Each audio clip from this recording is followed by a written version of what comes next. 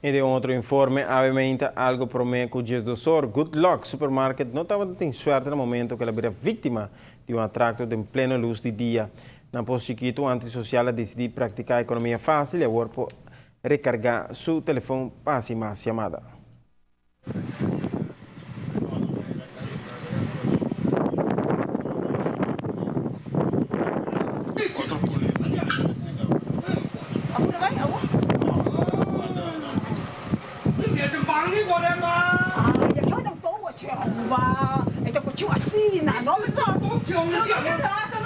Essa aqui é a arma branca que os ladrões usam para cometer atraco na Good Luck Supermarket. Tem coisa grande que põe que dono do supermercado há um susto de subida no momento que ele vira vítima de um atraco em pleno luz de dia.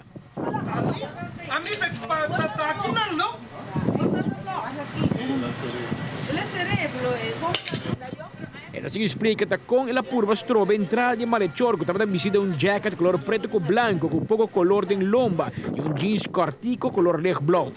A despachar várias unidades para Good Luck Supermarket para assinar as investigações necessárias e por deter e praticante de economia fácil mais pronto possível. Um cosi, a malhechora que faz em sua afã de chegar na carro de placa de supermercado. Ela logra básico solamente algum cartão de telefone. Quizás se me será uma chamada urgente.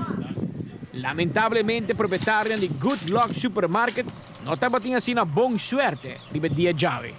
Amita Patrick Pascal, para a TV, Canal G5.